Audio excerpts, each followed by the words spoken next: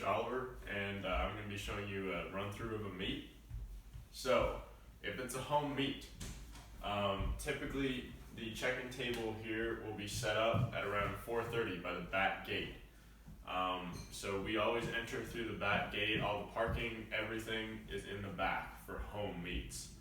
For away meets, it's going to vary a little bit, but you need to be there by 5:15 so you do not miss warm-ups.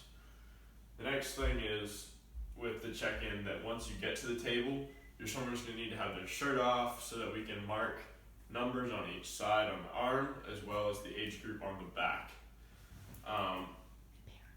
Parents and volunteers should also check in there at the same table before going in with the swimmer if you're doing a volunteer position. And then the swimmers will proceed to warm up. So for warm up, generally we'll have the swimmers come by age groups to the different lanes. They'll meet with the coach.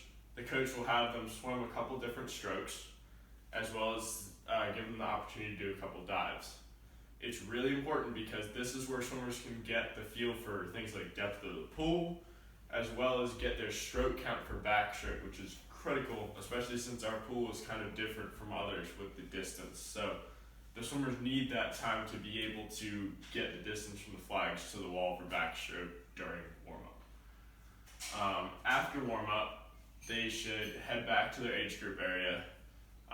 They'll probably do a team cheer and stuff like that. And then the meet itself will begin at 6 sharp. They don't mess around on that. They got events to go through, they will go. So, first event, medley relay, here. There are no 6 and unders that swim this. 6 and unders do not swim relays. As you can see, 7-8 through 15-18. The order of events are always going to be boys first, then the girls. And it kind of alternates back and forth. For medley relay, this is one where all 4 strokes are swum, one by each swimmer. If your swimmers are 7-8 or 9-10, they may be on either side of the pool, depending on where they are put in the order for the relay. If your swimmer is 11 and up, then they're always going to be on the block side of the pool. For medley relay, make sure, again, that your swimmer is checked in and there so they know that they are there for the relays they should be, so they can get them in there and they aren't trying to rearrange relays at the last moment. After the medley relay completes, we start moving on to the individual events here. See in green. First one's always freestyle.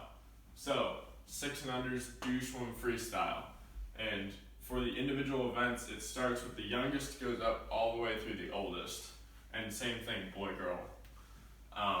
For the freestyle, it's pretty much the same as, so these 3 are pretty much the same, in that 6 and unders are swimming with them.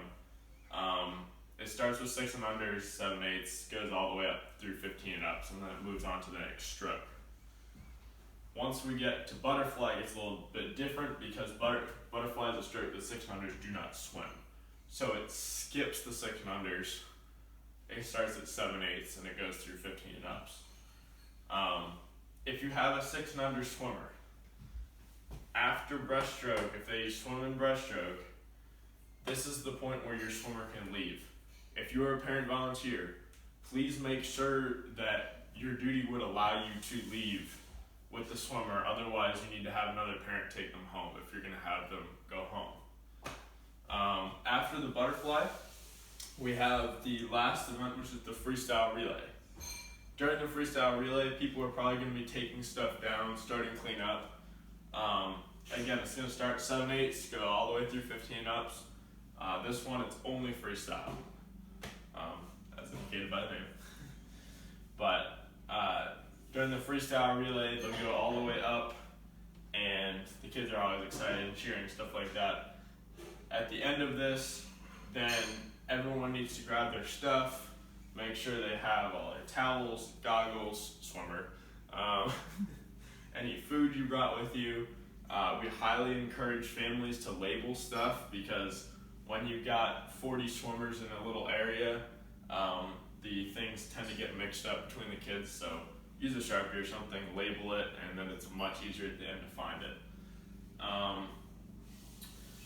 Also of note, for the individual main events, so these main events in here in green, for 6 and unders, they can swim a max of 2. So the main heat is the first heat for us.